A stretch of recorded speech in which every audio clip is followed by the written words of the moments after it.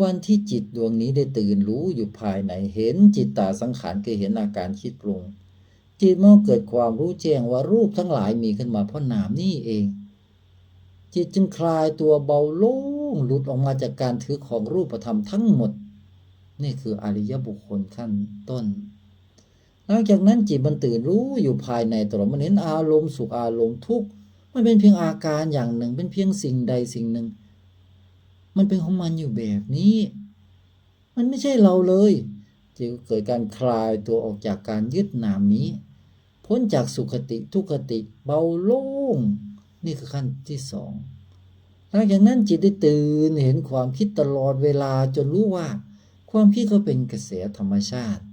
เขาเป็นของเขาอยู่แบบนี้เขาคิดของเขาอยู่แบบนี้เขาปรากฏสลายของเขาเองอย่างนี้ไร้ตัวไร้เจ้าของเช่นนี้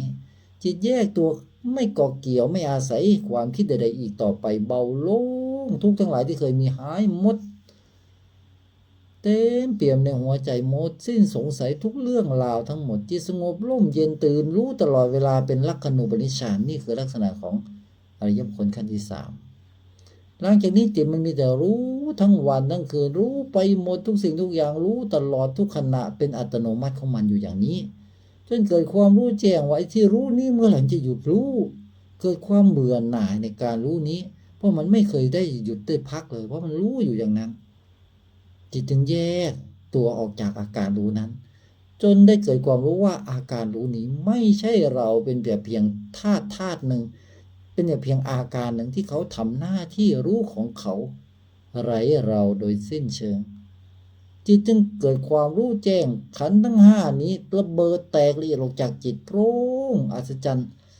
กลายเป็นเนื้อธรรมธาตุกลืนในท้องจักรวาลธาตุประจักษ์ว่าไม่เกิดประจักษ์ว่าไม่มีที่ให้เกิดประจักษ์ว่าไม่มีผู้ไปเกิดนี่คือขั้นสุดท้ายรู้แจ้งว่าจิตตรงนี้พ้นแล้วจิตตรงนี้หมดสิ้นสงสัยแล้วจิตตรงนี้พ้นแล้วจากรูปและนามโดยสิ้นเชิงดังนี้สวัสดีทุกท่านวันนี้วันอาทิตย์ที่26กรกฎาคม2569ได้เวลาสนทนาภาษาธรรมมาเริ่มกันเลยขอนอบน้อมกราบแทบบาท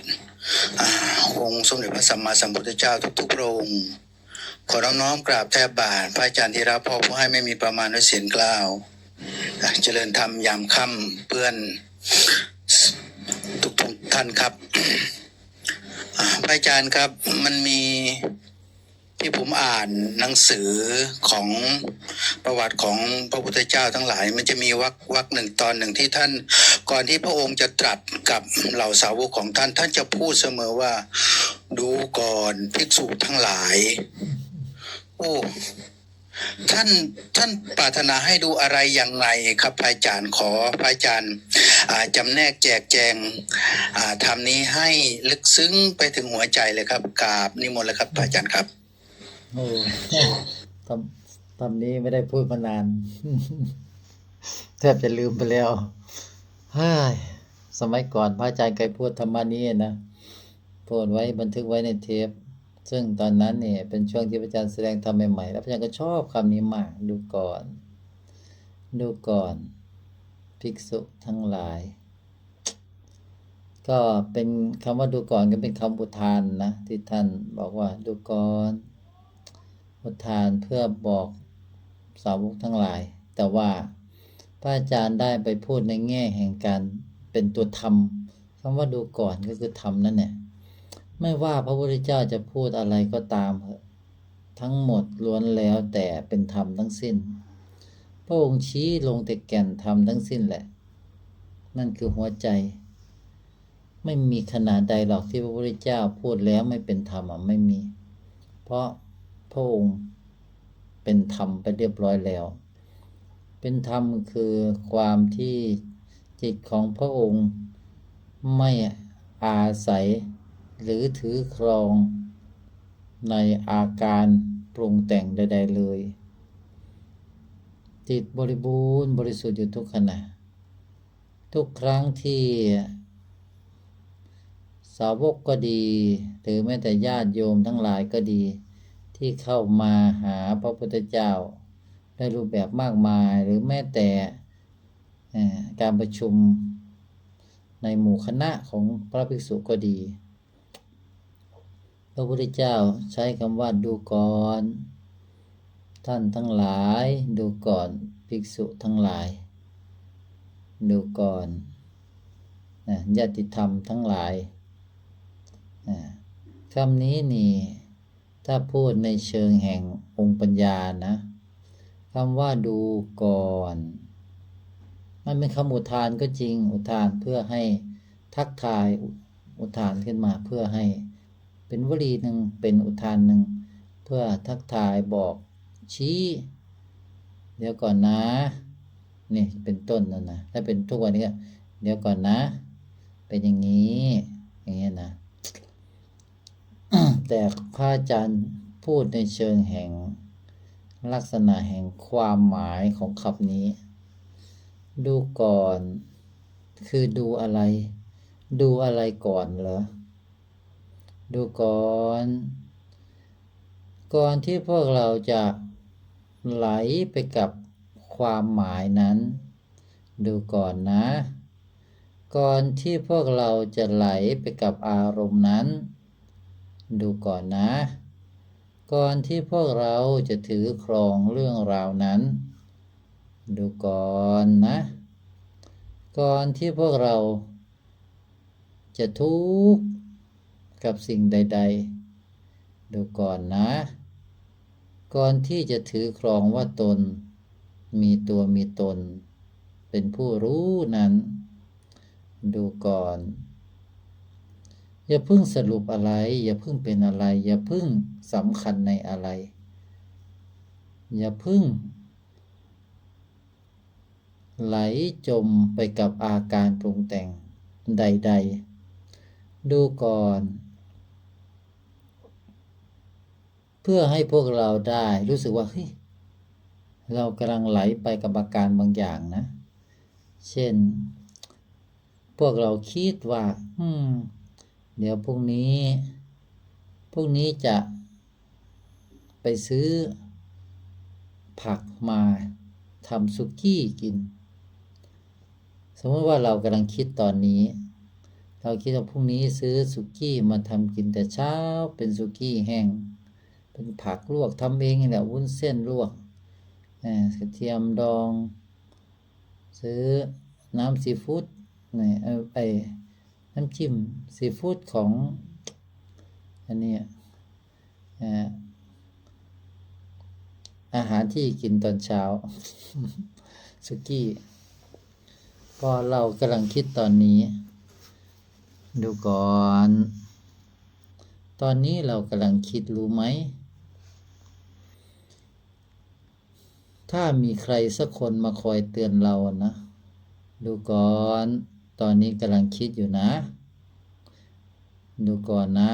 ตอนนี้เริ่มคิดอีกแล้วเห็นไหมยังไม่ถึงตอนเช้านะรู้ไหมดูก่อนกำลังคิดถึงตอนเช้ากำลังคิดถึงพรุ่งนี้ทั้งที่พรุ่งนี้มันไม่เคยมีตัวตนอยู่จริงดูก่อนอย่าเพิ่งสร้างเรื่องราวว่ามีพรุ่งนี้ดูก่อนนะตอนนี้รู้ตัวไหมกำลังปรุงแต่งดูก่อนตอนนี้รู้ไหมกำลังคิดอยู่ตอนนี้ดูก่อนตอนนี้รู้ไหมกำลังไหลไปกับเสียงที่มันพูดอยู่ในใจดูก่อนตอนนี้เรารู้จักไหมว่าเรากำลัง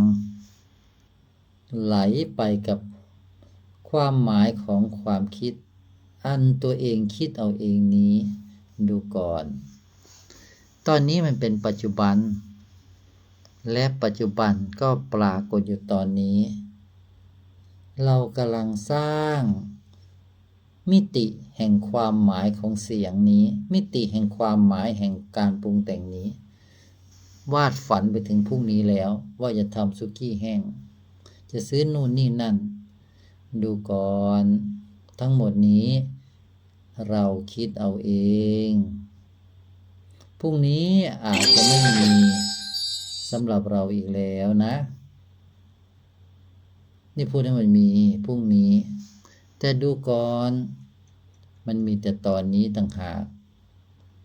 รู้ตัวไหมดูก่อนนะดูลงไปสิดูก่อนที่จะไหลไปกับความหมายของความคิดนี้ก่อนที่จะไหลไปกับมโนภาพที่ฝันหวานนี้ดูก่อนดูให้มันแจ้งให้มันเห็นอาการปรุงแต่งนี้มีตัวตนไหมดูก่อนเห็นได้เมื่อไหร่จะรู้ว่านี่จิตดวงนี้มันไหลเข้าไปในโลกแห่งความคิดปรุงแต่งไหลเข้าไปในโลกแห่งมโนภาพไหลเข้าไปในโลกแห่งอารมณ์ไหลเข้าไปในความหมายของความคิดนึกนี้หรือนี่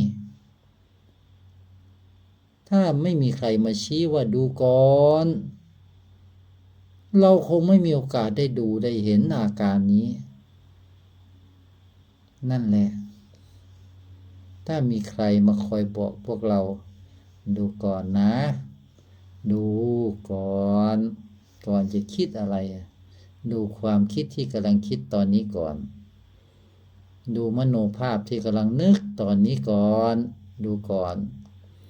ดูอารมณ์ที่กำลังปรากฏนี้ก่อนกำลังไหลจมไปกับมันหรือตื่นรู้เห็นมันดูก่อนถ้ามีใครมาคอยบอกตอนนี้คงดีเหมือนกับลูกเราอยู่ดีมันก็งอนที่ว่าพ่อแม่มัวแต่ยุ่งแต่งานไม่สนใจจะไปโรงเรียนในวันสำคัญของเขาเลยลูกก็เลยงอนให้เราก็เลยต้องบอกลูกดูก่อนลูกดูก่อนลูกเอ๋ยตอนนี้จิตของลูกกำลังไหลไปกับอารมณ์ทุกอารมณ์ไม่พอใจแล้วเห็นไหมลูกดูก่อนลูกดูอารมณ์ที่ปรากฏตอนนี้ก่อนลูกดูก่อนนะเห็นอารมณ์ไหมลูกหนูเห็นว่าหนูกำลังไหลจมไปในอารมณ์นั้นไหมลูกหนูเห็นอาการที่หนูไหลเข้าไปในความหมายแห่งความคิดนั้นไหมลูกดูก่อนลูกพ่อก็มีภาระลูกแม่ก็มีภาระนะลูกลูกเองก็มีภาระลูกดูก่อนจิตของพวกเรากำลังไหลไปกับอาการเหล่านี้นะลูกดูก่อนลูกจะพ้นจากวัฏฏะปรุงแต่งทั้งหมดแค่ลูกดูก่อนดูอาการที่ปรากฏตอนนี้ก่อนลูกถ้าพวกเราเพียงแต่คุยกับลูกเช่นนี้นะลูกเราจะบรรลุธรรมภายในเวลาไม่ถึง7 วันพระอาจารย์อยากจะบอกว่าลูกเราจะบรรลุธรรมตอนนี้เดี๋ยวนี้ด้วยดูก่อนถ้าเราไม่ดูมันจะรู้ได้ไงดูลงไปที่ใจนั่นแหละที่อาการที่มันปรากฏนั่นแหละดูก่อนจะไหลจมไปในโลกแห่งการปรุงแต่งดูอาการปรุงแต่งก่อนดูความคิดที่มันคิดก่อนดูก่อนดูเสียงที่มันพวยพุ่งออกมานี้ก่อนดูอารมณ์ดูมโนภาพที่มันปรากฏนี้ก่อนมันจะเป็นอารมณ์ทุกข์ดูก่อนนะมันจะเป็นอารมณ์สุขดูมันก่อนมันมีตัวตนไหมมันมีใครเป็นเจ้าของไหมดูก่อนดูความทรงจำที่พวกเราไปจำไปยึดมาเรากำลังสร้างเรื่องราวขึ้นมาประหนึ่งว่ามันมีตัวดูก่อนแล้วจะรู้แจ้งที่จิตดวงนี้เวียนว่ายในวัฏฏะก็เวียนว่ายเช่นนี้แหละดูลงไปก่อน ที่จิตของพวกเราจมไปในโลกแห่งความคิดนึกอารมณ์จดจำนี้ก็เพราะเราไม่เคยดูเลย ดูก่อนจะไหลไปกับมัน เราคือจิตคือธาตุชีวิต ไม่ได้มีรูปร่างเลยว่างเปล่าใสบริสุทธิ์คำว่าว่างเปล่าคือมันว่างเปล่าจากรูปและนามดูก่อนจะอาศัยอาการปรุงแต่งดูอาการเหล่านี้ก่อนจะอาศัยสิ่งใดดูก่อนแล้วเราจะรู้แค่คำอุทานคำนี้มันก็มีคุณอันนั้นทำให้ทุกดวงจิตพ้นทุกข์พ้นวัฏฏะได้หมดเลยไม่แปลกเลยที่ใครก็ตามได้ยินธรรมนี้ว่าดูก่อนภิกษุทั้งหลายดูก่อนพวกเราทั้งหลายดูก่อนญาติธรรมทั้งหลายดูก่อนเนี่ยเพียงแค่คำว่าดูก่อนอานนท์ดูก่อนน้องหญิงดูก่อนท่านผู้เจริญดูก่อนท่านผู้มีอายุ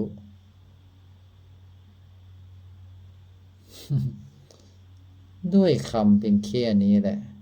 ทำให้เราต้องหยุดแล้วสังเกตดูลงไปตามเป็นคำที่ง่ายแต่มันคือการตื่นแห่งจิตมันเป็นการตื่นรู้และรู้ลงไปที่อาการจิตได้ตื่นและเห็นอาการจิตรู้แจ้งแทงตลอดว่าอาการจิตไม่ใช่จิตพวกเราทั้งหลายจงดูก่อนเถิดโอเคไหม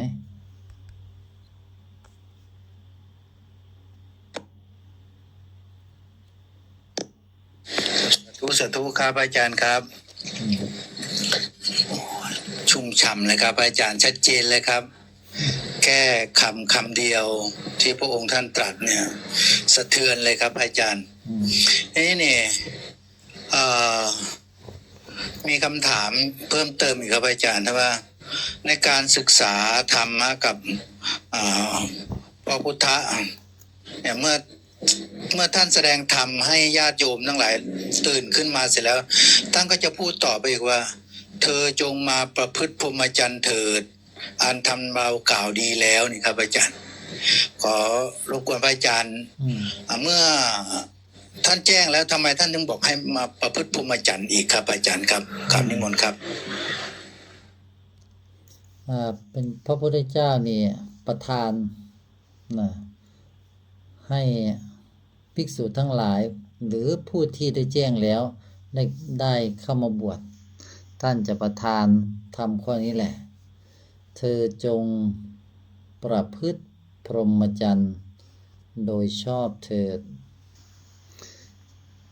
นี่คือผู้ที่บรรลุธรรมแล้วนะท่านถึงใช้คำนี้แต่ถ้าผู้ใดยังไม่บรรลุธรรมนะแล้วจะเข้ามาบวชขอบวช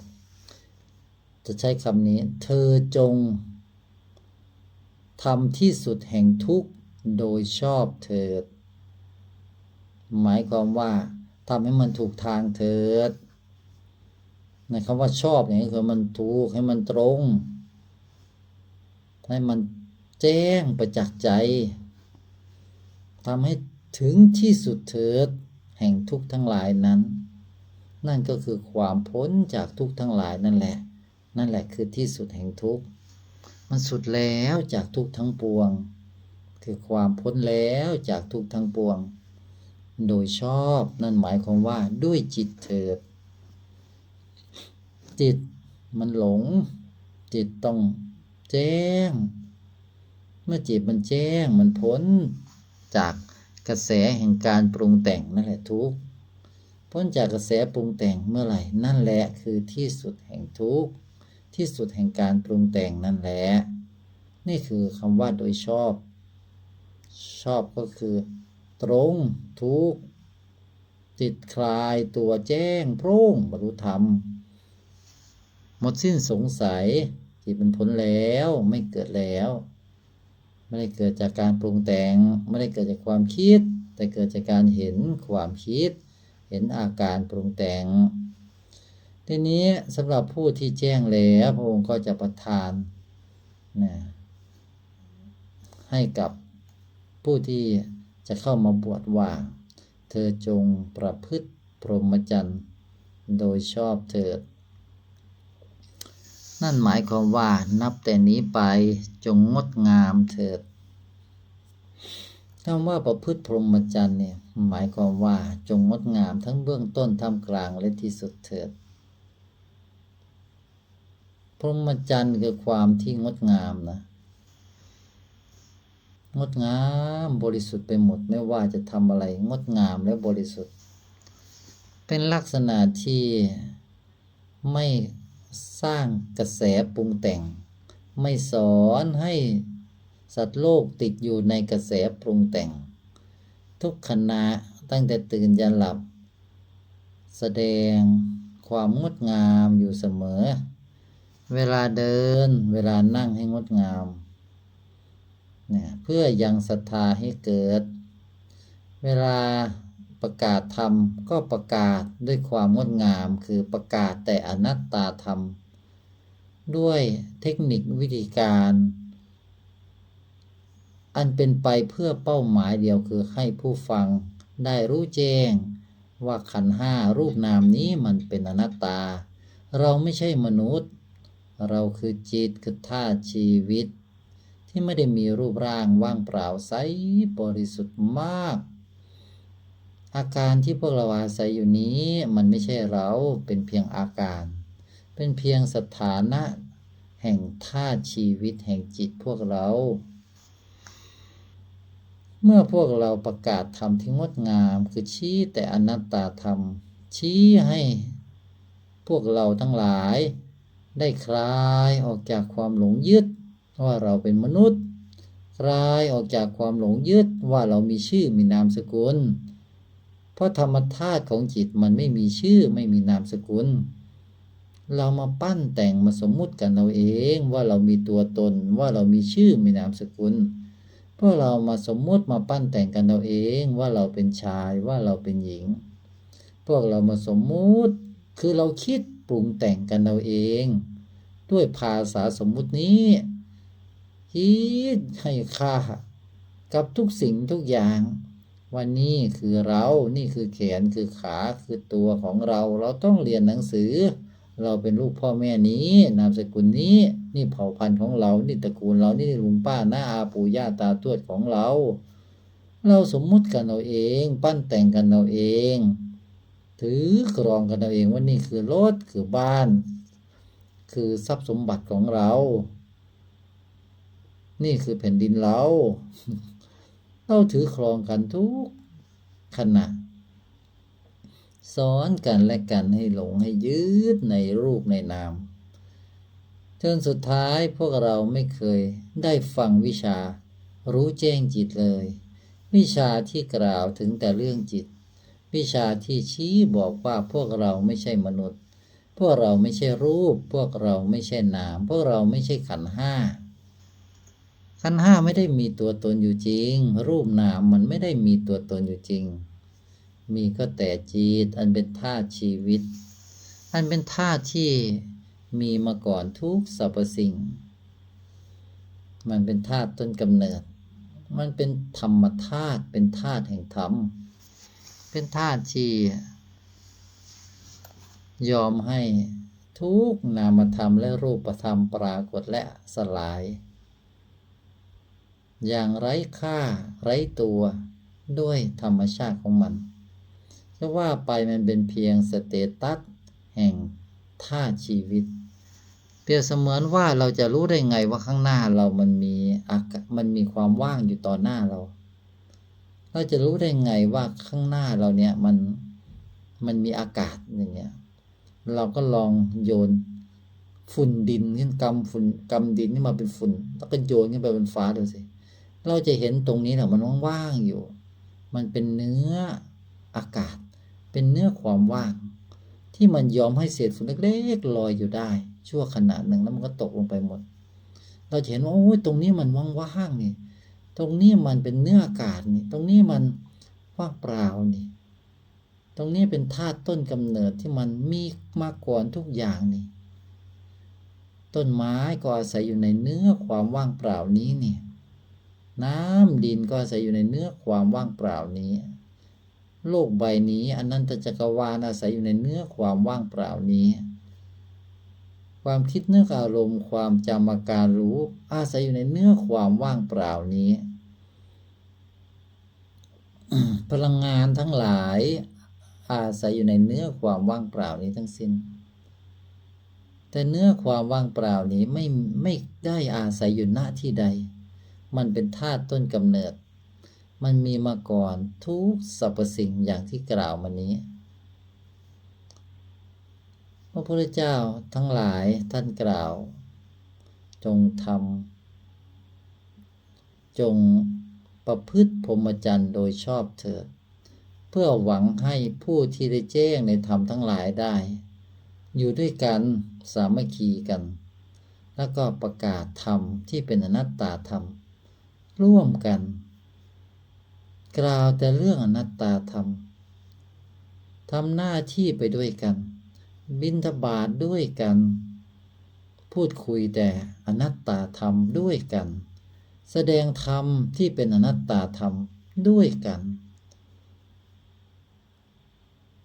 ตั้งแต่ตื่นยันหลับประกาศธรรมและก็ศึกษาทำความเข้าใจธรรมธาตุแห่งจิตตนอยู่ตลอดเวลาจนแจ้งแทงตลอดในรูปนามอันเป็นอนัตตานี้และประกาศความรู้นี้ชี้ให้โลกทั้งหลายได้สัตว์โลกทั้งหลายได้เห็นว่านามรูปนี้มันไม่ใช่เรามันไม่ได้มีตัวตนมันมีเพราะพวกเราคิดกันเราเองเราปรุงกันเราเองเราให้ค่าเราสมมุติกันเราเองนี่มันโลกสมมุติในวิมุตติมันไม่ได้มีสิ่งเหล่านี้พวกเรามาหลงสมมุติกันเราเองว่าเป็นมนุษย์สมมุติกันเราเองว่ามันเป็นว่ามีเราเป็นมนุษย์มีเรากำลังคิดมีเรากำลังนึกมีอารมณ์จดจำรับรู้คิดกันเราเองถือครองกันเราเองสำคัญมั่นหมายกันเราเองว่าเราเป็นรูปนามนี้อาศัยรูปนามให้ค่ารูปนามการประพฤติพรหมจรรย์คือการประกาศธรรมอย่างนี้ถ่ายทอดแต่ธรรมนี้ตั้งแต่ตื่นยันหลับพาทุกดวงจิตรู้แจ้งในธรรมธาตุตนพาทุกดวงจิตให้ตื่นออกมาจากโลกแห่งการปรุงแต่งอันเป็นอนันตมิติจิตทั้งหลายส่วนใหญ่ก็มาหลงรูปร่างนี้สำคัญว่าเป็นตนทั้งที่พวกเราไม่ได้มีรูปร่างเราคือจิตหลงถือครองความคิดนี้ทั้งที่ความคิดนี้เป็นเพียงอาการที่ออกมาจากจิตไม่รู้จักตัวเองแต่กลับไปหลงถือครองอาการเป็นตัวเองเพราะความไม่รู้มาหลงมโนภาพอันพวยพุ่งออกมาจากจิตหลงอารมณ์ที่มันเป็นอารมณ์สุขบ้างทุกข์บ้างสงบบ้างวุ่นวายบ้างเฉยๆบ้างที่มันพวยพุ่งออกมาจากจิตหลงความทรงจำหลงอาการรู้ที่มันพวยพุ่งออกมาจากจิตหลงสมมุตินี้หลงอาการนี้ว่ามันมีตัวตนความรู้เช่นนี้ประกาศอยู่อย่างนี้นี่แหละคือการประพฤติพรหมจรรย์โดยชอบธรรมชาติของจิตทุกดวงมีอุปนิสัยอันเป็นสันดานนอนเนื่องเช่นมีอุปนิสัยชอบพูดเร็วมีอุปนิสัยชอบพูดช้ามีอุปนิสัยชอบที่จะอยู่นิ่งๆมีอุปนิสัยที่จะชอบให้ความรู้มีอุปนิสัยที่ชอบกระโดดมีอุปนิสัยที่ชอบอยู่ง่ายๆอุปนิสัยเหล่านี้เป็นอุปนิสัยที่เป็นธรรมชาติธรรมดาของจิตที่มันคุ้นชินกับลักษณะอาการปรุงแต่งแบบนี้พอบรรลุธรรมแล้วอาการปรุงแต่งแบบนี้มันก็มีของมันเป็นธรรมชาติของมัน ทีนี้แหละผู้บรรลุธรรมส่วนใหญ่อยู่ด้วยกันไม่ค่อยได้เพราะความที่ต่างองค์ต่างก็รู้แจ้งในแบบของตัวเองเมื่อต่างองค์ต่างรู้แจ้งในแบบตัวเองจึงไม่สามารถเข้ากันได้กับธรรมในแต่ละองค์มีจึงเกิดการแยกกระจายกันอยู่แต่ละจุดรวมกันไม่ค่อยได้เพราะลักษณะแห่งการถ่ายทอดแตกต่างกันคำว่าจงประพฤติพรหมจรรย์โดยชอบไม่ได้ให้แยกจากกันไม่ใช่ให้แบ่งแยกอะไรกันแต่เป็นเรื่องของการที่ให้พวกเราทั้งหลายจงจับมือกันจงช่วยเหลือกันจงพาทุกคนทั้งหลายบนโลกใบนี้ทุกดวงจิตด้วยพ้นทุกข์พ้นวัฏฏะไปด้วยกันจงเห็นว่าพวกเราทั้งหลายพวกเราคือเพื่อนที่โง่ร่วมเกิดแก่เจ็บตายมาด้วยกันคือโง่มาใส่นามรูปแล้วหลงนามรูปมาด้วยกันเราเป็นเพื่อนกันต่างหากเป็นจิตหนึ่งเดียวกันเป็นเนื้อเดียวกันแต่เนื่องด้วยว่าผู้ที่แจ้งแล้วก็ไม่สามารถอยู่ร่วมกันกับใครได้เพราะอุปนิสัยที่แตกต่างกันนั่นแหละจึงเป็นเหตุว่าแยกย้ายกันกระจายไปนะแล้วมันก็ไม่งดงามนะสิทีเนี้ยไม่งดงามแต่ถ้าพวกเราทั้งหลายอยู่รวมกันได้ล่ะมีผู้รู้แจ้งทำมารวมเป็นหนึ่งเดียวกันผู้ทำในแบบเดียวกันช่วยเหลือเกื้อกูลกันนะแล้วก็จับมือกันประกาศธรรมไปด้วยกันคืออนัตตาธรรมไปด้วยกันจริงแบบไหนก็แสดงธรรมแบบนั้นให้ญาติโยมฟังสลับกันไปสลับกันมาไปนี่คือลักษณะที่มันงดงามกว่าการที่อยู่ด้วยกันไม่ได้เมื่อพวกเรารวมเป็นหนึ่งทำหน้าที่ร่วมกันเพื่อเป้าหมายเดียวกันคือพาทุกดวงจิตพ้นวัฏฏะนั่นแหละความงดงามในทุกมิติเหล่านี้นี่แหละเรียกว่าประพฤติพรหมจรรย์โดยชอบมันเป็นพรหมจรรย์แต่มันถูกต้องมันงดงามมันชอบแล้วถ้าแบบนี้แหละชอบแล้วระหว่างรวมเป็นหนึ่งแล้วลื้อสัตว์ขนสัตว์ประกาศทำไปด้วยกันพวกเราว่าเห็นชอบไหมกับอีกแบบหนึ่งบรรลุธรรมแล้วอยู่ด้วยกันไม่ได้ต่างคนต่างอยู่ไม่คุยกันไม่อะไรกันเลยเพราะอุปนิสัยการถ่ายทอดต่างกันพวกเราเห็นชอบไหมระหว่างสองอย่างนี้แบบไหนพวกเราเห็นชอบโอเคทั้งหมดบรรลุธรรมพวกเราเห็นชอบไหมเห็นชอบแต่ทั้งหมดอยู่ด้วยกันไม่ได้เห็นชอบไหมไม่เห็นชอบพวกเราควรจะอยู่ด้วยกันควรจะประกาศทำไปด้วยกันจับมือกันสลับกันทำหน้าที่ลุยไปด้วยกันดูแลกันและกันช่วยเหลือเกื้อกูลกันพวกเรานึกภาพว่าถ้ามีผู้บรรลุธรรมต่างองค์ต่างอยู่คนละที่เลยกำลังพวกเราว่าจะมีกำลังมากไหมเปรียบเสมือนแสงเทียนที่มันมีความสว่างอยู่แค่นั้นกระจายกันอยู่ทุกที่แสงเทียนนั้นมันจะสว่างได้แค่ไหนก็สว่างได้นิดเดียวแค่นั้นพวกเราเห็นชอบไหมว่าควรเป็นอย่างนั้นแต่ถ้าพวกเรานึกภาพว่าถ้ามีผู้บรรลุธรรมมารวมเป็นหนึ่งเดียวกันล่ะอยู่ร่วมกันจำนวน20 30 50หรือ100ก็ดีทั้งหมดล้วนแล้วแต่บรรลุธรรมมารวมเป็นหนึ่งแล้วเดินบิณฑบาตด้วยกันพวกเราเห็นชอบไหมแล้วประกาศธรรมสลับกันไปมาทั้งวันด้วยกันพวกเราเห็นชอบไหมผู้ฟังก็จะอัศจรรย์แต่ละองค์แสดงธรรมเลิศหมดเลยทุกองค์ดูแต่ละองค์เดินบิณฑบาตทำไมงดงามได้ขนาดนี้ดูแต่ละองค์ที่ประชุมกันคุยกันทำไมภาพงดงามได้ขนาดนี้พวกเราเห็นชอบไหมหรือพวกเราเห็นชอบพระภิกษุต่างองค์ต่างอยู่ที่ละองค์ที่ละองค์ที่ละองค์หาความงดงามอะไรไม่ได้เลยต่างองค์ต่างเดินต่างองค์ต่างอยู่หาความงดงามอะไรไม่ได้เลยพวกเราเห็นชอบไหมแบบนี้ไม่เห็นชอบประพฤติพรหมจรรย์โดยชอบก็คือเนี่ยมันงดงามแสดงธรรมชัดเจนงดงามอัฏฐพยัญชนะงดงามเนี่ยนี่คือประพฤติพรหมจรรย์โดยชอบธรรมที่ออกมาเป็นเบื้องต้นท่ามกลางและที่สุดเป็นปัญญา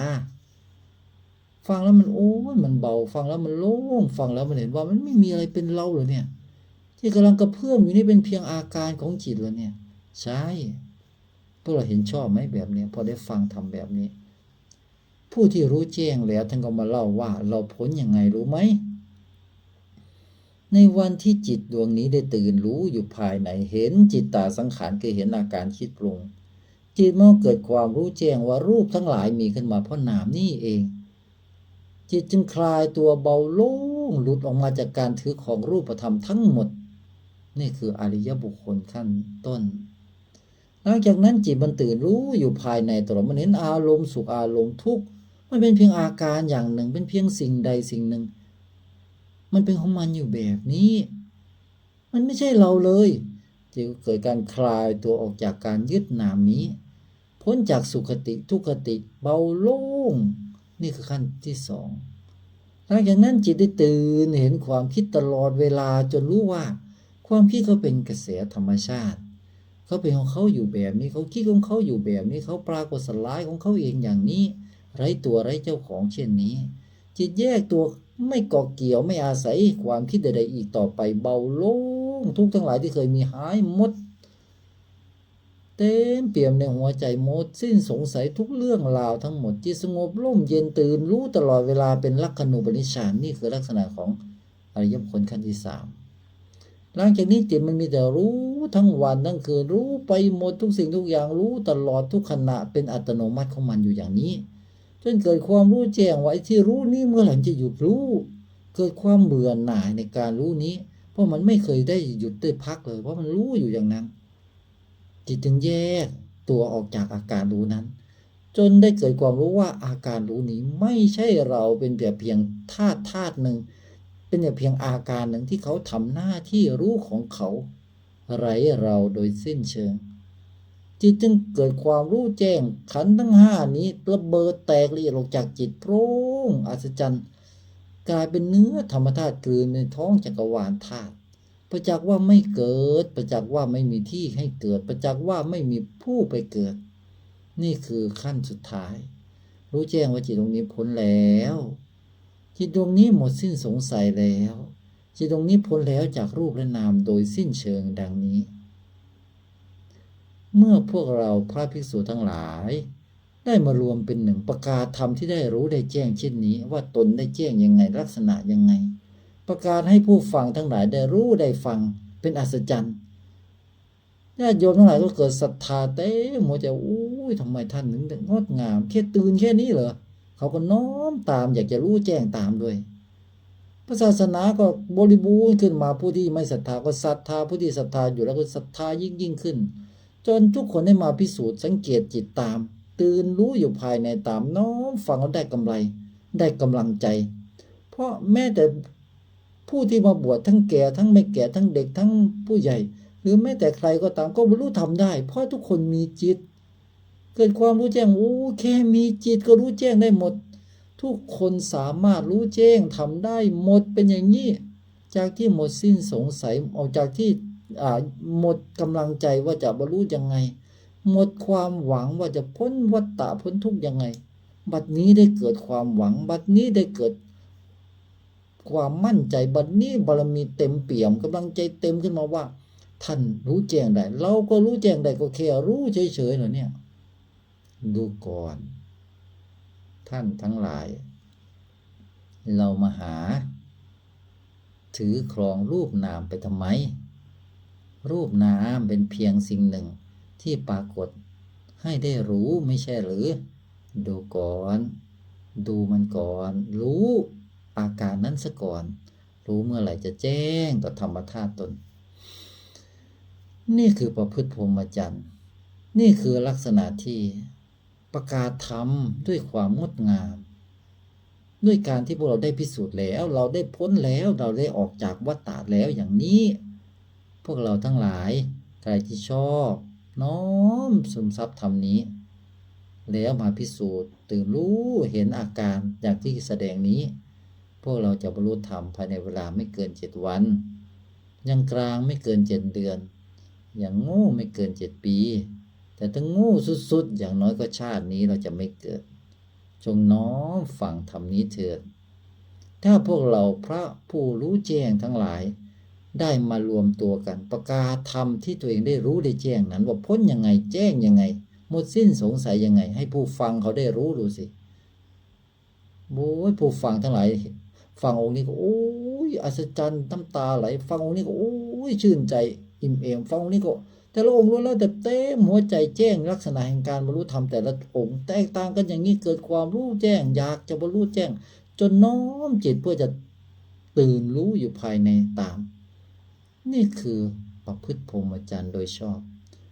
พระภิกษุผู้งดงามทั้งหลายมารวมเป็นหนึ่งประกาศทำไปด้วยกันเช่นนี้มันจะมีกำลังมากขนาดไหนมันเหมือนกับเทียนจุดไฟจำนวน100 เล่มมารวมตัวกันมันจะสว่างขนาดไหนคิดดูแมลงมากมายอยู่ในโลกวันนี้เห็นแสงสว่างอะไรก็แห่มาหมดเลยเข้าใจไหมนี่คือการประกาศธรรมประกาศพระศาสนาพาคนทั้งหลายพาทุกดวงจิตให้รู้แจ้งในธรรมธาตุตนพ้นทุกข์พ้นวัฏฏะแบบนี้ไม่ใช่ต่างองค์ต่างอยู่ต่างองค์ต่างแสดงธรรมในลักษณะตัวเองของใครของมันอย่ามายุ่งกันฉันไม่ชอบจะตายใครจะตายมันทะเลาะกันตีกันว่ากันโอ้โหรวมกันเราอยู่แยกหมู่เราตุยเคยได้ยินไหมเคยได้ยินไหมถ้าผู้บรรลุธรรมทั้งหลายมารวมเป็นหนึ่งเดินบิณฑบาตด้วยกันพวกเราว่าเกิดอะไรขึ้นผู้บรรลุธรรมทั้งหลายมารวมกันอยู่ด้วยกันจาริกไปด้วยกันประกาศธรรมที่เป็นแก่นแท้ด้วยกันผู้ฟังเขาได้เห็นแต่ละองค์อู้ยแต่ละองค์ทำไมงดงามไปหมดเลยแต่ละองค์มีลักษณะแห่งองค์ความรู้แตกต่างกันอู้ยทำไมยังงดงามยิ่งใหญ่ได้ขนาดนี้มาแต่ละวันคุ้มค่ากับการที่มาฟังปราชญ์แต่ละท่านแสดงธรรมอยากจะมาอยู่ที่นี่ประจำทุกวันเลยไม่อยากกลับบ้านไม่อยากอยู่บ้านเพราะอยู่ที่นี่มันลืมทุกหมดเลยมันมีแต่น้อมฟังถึงธรรมอันละเอียดอันปราณีตจนจิตมันเบามันโล่งตามสุดท้ายก็แจ้งในธรรมนี่คือการประกาศพระศาสนานี่แหละคือพรหมจรรย์โดยชอบประกาศพระศาสนาให้งดงามทำหน้าที่ร่วมกันให้งดงามจับมือกันรวมกันไม่ใช่แยกกันเคยได้ยินไหมรวมกันเราอยู่แยกหมู่เราแตกสลายเคยได้ยินไหมฮะเมื่อไหร่จะรวมกันมีแต่แตกแยกไปหมดแล้วทุกวันเนี่ยพระอาจารย์นี่โอ้ยเดินทางไปจาริกทั่วประเทศตอนนี้เห็นไม่อยากพูดเจ็บคอนี่แหละประพฤติพรหมจรรย์โดยชอบพระองค์ทำไมถึงพูดกับสาวกหลังจากที่บรรลุธรรมแล้วพวกเราทั้งหลายจงประพฤติพรหมจรรย์โดยชอบเถิดไม่ได้หมายความอย่างที่พวกเราคิดกันเอาเองนะแต่ถ้าให้พูดในเชิงให้ด้วยภาษาของยุคใหม่ก็คือหลังจากที่ได้แจ้งแล้วก็มาบอกพวกเราว่าพวกเราทั้งหลายจงงดงามจงประกาศธรรมให้งดงามเรื่องอนัตตาธรรมนะจงอยู่ร่วมกันประกาศธรรมไปด้วยกันด้วยความงดงามนะตั้งแต่ตื่นยันหลับทำหน้าที่ให้งดงามอยู่เสมอนะอัฏฐพยัญชนะต้องงดงามนะเป็นตัวอย่างที่งดงามให้กับญาติโยมผู้ที่เขายังไม่รู้ไม่แจ้งธรรมนะจงพาทุกดวงจิตพ้นทุกข์พ้นวัฏฏะด้วยหลักธรรมที่เป็นอนัตตาธรรมด้วยหลักธรรมที่เป็นวิชารู้แจ้งจิตเท่านั้นนะนี่พูดด้วยภาษาง่ายๆแบบนี้เข้าใจไหมนั่นแหละคือคำว่าจงประพฤติพรหมจรรย์โดยชอบเถิดพวกเรา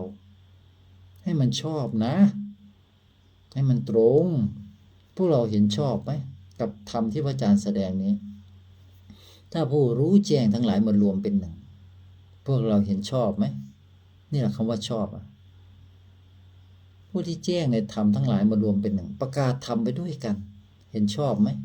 แต่ละวันแต่ละองค์ต่างประกาศธรรมอยู่ทั้งวันเลยด้วยกันพวกเราเห็นชอบไหมผู้ฟังญาติโยม สัตว์โลกทั้งหลายเขาจะได้อานิสงส์ขนาดไหนพวกเราเห็นชอบไหมแค่บิณฑบาตร่วมกันก็งดงามขนาดสุดๆแล้วพวกเราเห็นชอบไหมรายละเอียดทั้งหลายเขาเห็นเขาโอ้ยสาธุการไปหมดแหละพวกเราเห็นชอบไหมที่พูดแจ้งแล้วมารวมเป็นหนึ่งทำหน้าที่ประกาศอนัตตาทำไปด้วยกันไม่กัดกันไม่ทะเลาะกันพวกเราเห็นชอบไหมล่ะพวกเราก็รู้ดีเนี่ยทุกวันนี้กัดกันทะเลาะกัน นักปฏิบัติกัดกันทะเลาะกัน เคยเห็นไหมนักปฏิบัติกัดกันทะเลาะกันเต็มเลยในโลกโซเชียลนั่นแหละพวกเราว่ามันใช่ไหมพวกเราเห็นชอบแบบนั้นไหมต่างคนต่างมีความเห็นแล้วก็ตีกันในสื่อโลกโซเชียลพวกเราเห็นไหมขำไหมตลกไหมน่าหัวเราะไหมนั่นหรือนักปฏิบัติหรือว่าเป็นนักปฏิหลงนักปฏิบัติเพื่อมีตัวตนพวกเราเห็นชอบไหมกับเรื่องแบบนั้นยังพระศาสนาให้รุ่งเรืองหรือทำลายพระศาสนากันแน่เนี่ยฮะ ทะเลาะกันทุกวัน มีแต่เรื่องทะเลาะกันโอ้ยถ้าปฏิบัติธรรมแล้วทะเลาะกันอย่ามาปฏิบัติเลยไปหากินผัดกะเพราดีกว่า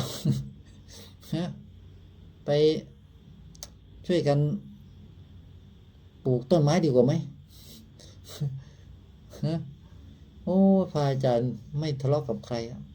พระอาจารย์ก็จะบอกว่าพวกเราไม่ได้ปฏิบัติมาเพื่อทะเลาะกันพวกเราไม่ได้ปฏิบัติมาเพื่อมาขัดแย้งกันพวกเราไม่ได้ปฏิบัติธรรมมาเพื่อจะมาอวดดีอวดเก่งกันพวกเรามาปฏิบัติธรรมเพื่อประกาศธรรมที่เป็นอนัตตาธรรมเพราะได้รู้ได้แจ้งแล้วจิตดวงนี้พ้นแล้วประจักษ์แล้วหมดสิ้นสงสัยแล้วก็มาประกาศให้รู้แจ้งตามใครมาพิสูจน์แล้วรู้แจ้งตามได้ก็สาธุด้วยส่วนใครรู้แจ้งไม่ได้ก็ต้องน้อมซึมซับให้ได้เอาให้ได้เอาให้เคลียร์พระอาจารย์ประกาศแต่วิชารู้แจ้งจิตคือชี้ให้เห็นอนัตตาในสภาวะธรรมทั้งหลายนี่คือประพฤติพรหมจรรย์พวกเราจงตั้งอยู่ในพรหมจรรย์นี้โดยชอบเถิดให้เห็นชอบอย่างนี้ไม่ใช่มาทะเลาะกันนักปฏิบัติทะเลาะกันผู้รู้แจ้งแล้วทะเลาะกันโอ้ยมีแต่ผู้ที่ปฏิหลงเท่านั้นแหละมีแต่ผู้รู้หลงแหละไม่มีหรอกรู้แจ้งอ่ะถ้ารู้แจ้งยังทะเลาะกันเนี่ยโอ้ยไม่ได้รู้แจ้งเรียกว่ารู้หลง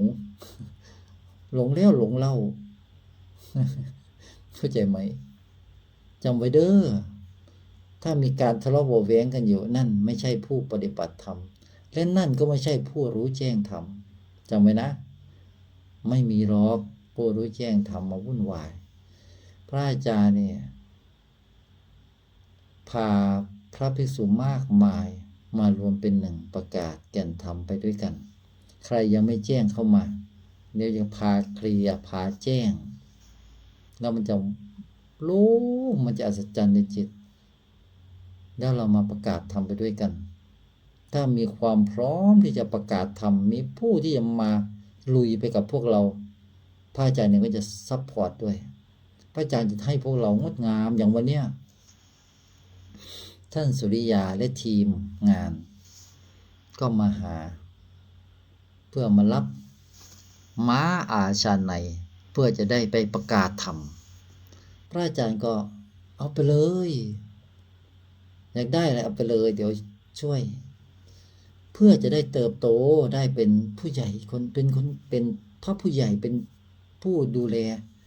พระศาสนาต่อไปประกาศทำไปในโซนแต่ละอำเภอไปประกาศให้หมดเอาให้ทุกคนได้รู้แจ้งจิตให้หมดพระอาจารย์พร้อมสนับสนุนทำให้ทุกคนรู้แจ้งจิตหน่อยเถอะทำให้ทุกคนบนโลกรู้แจ้งในธรรมธาตุตนหน่อยเถอะ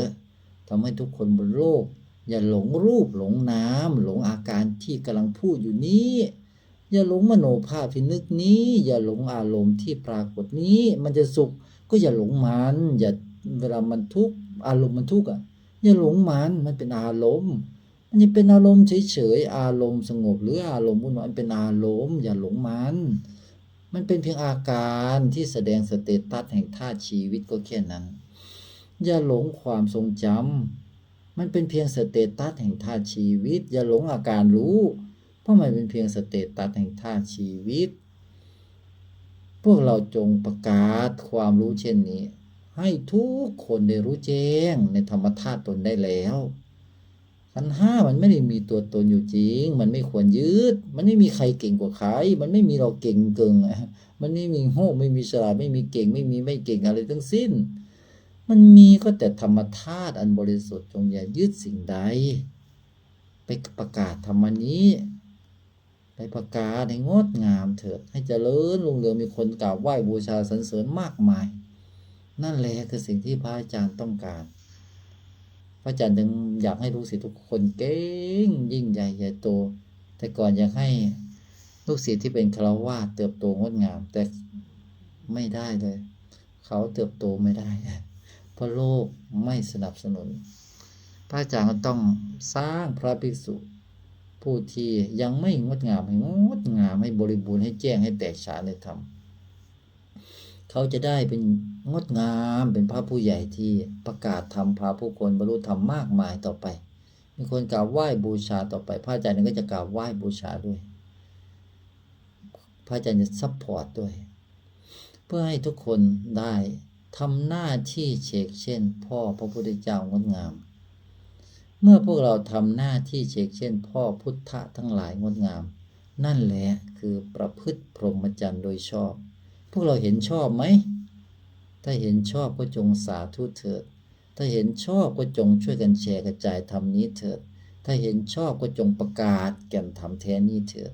ถ้าเห็นชอบก็จงสนับสนุนผู้ที่บริบูรณ์ในธรรมให้ท่านได้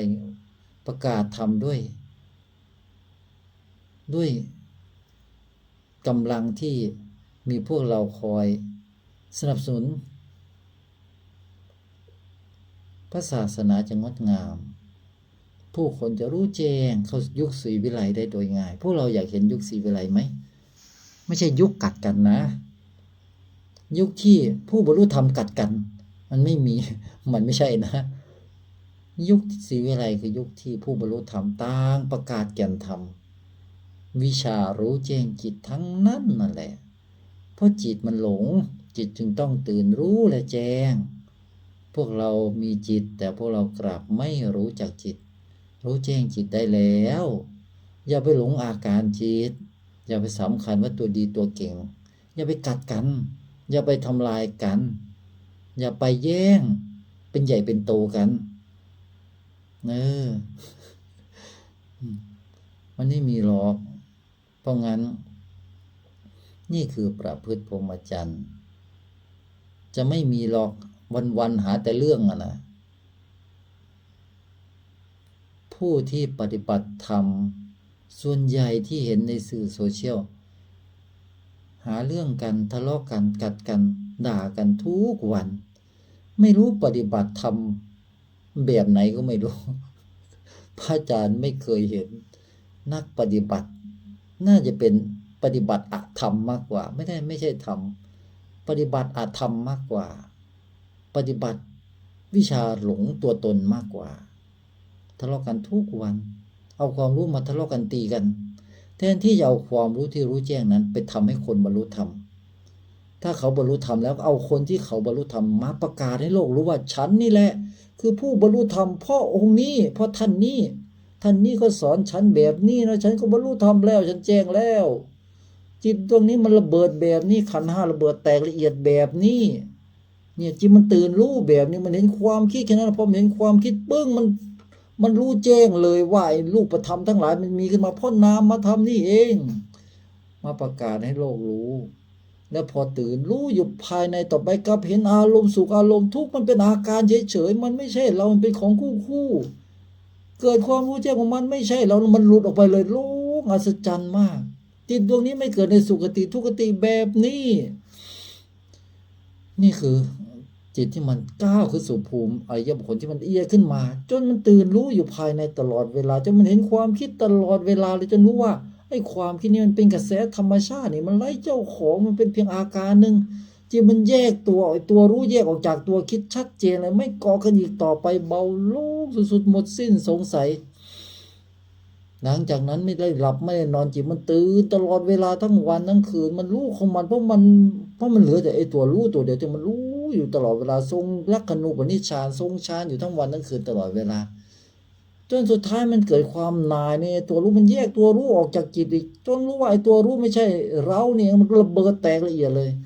เหลือแต่จิตเพียวๆกลืนไปทั้งจักรวาลธาตุเสียงสาธุการดังสะเทือนไปหมดสิ้นสงสัยว่ามันจะเอาอะไรไปเกิดเพราะมันไม่มีที่ให้เกิดมันไม่มีผู้เกิดผู้รู้ผู้ปรุงไม่เหลืออยู่ในธรรมอันบริสุทธิ์นี้จากวันนั้นถึงวันนี้หมดสิ้นก็มาประกาศให้โลกรู้สิพระอาจารย์เล่าไม่รู้กี่รอบแล้วเนี่ยเรื่องพุทธภาวะที่พระอาจารย์เป็นทำไมต้องเล่าก็มันเป็นแบบนี้อ่ะมันเป็นของมันแล้วมันก็เป็นอยู่ตลอดเวลาเขาว่าเป็นตลอดเวลาคือมันไม่เหลือความรู้สึกว่าเป็นอะไรอยู่ตลอดเวลาเลยมันบริสุทธิ์ของมันอยู่ตลอดเวลามันพูดออกมาก็ไม่เหลือความรู้สึกว่าตัวเองพูดเลยเป็นอะไรก็ไม่รู้เนี่ยไม่รู้มันเรียกกันว่าอะไรด้วยไม่เหลือตัวรู้ไม่เหลือสิ่งถูกรู้ไม่เหลืออะไรที่เป็นเราเลยนะมีธรรมชาติที่มันทำงานมีแต่ขันธ์ที่มันทำงานอยู่เนี่ยกระบวยทั้งห้าเนี่ยมันยังทำงานของมันอยู่ในกระบวยเนี่ยเพราะงั้นเนี่ยพวกเราจงประพฤติพรหมจรรย์โดยชอบหมายความว่าพวกเราจงมาประกาศความรู้แจ้ง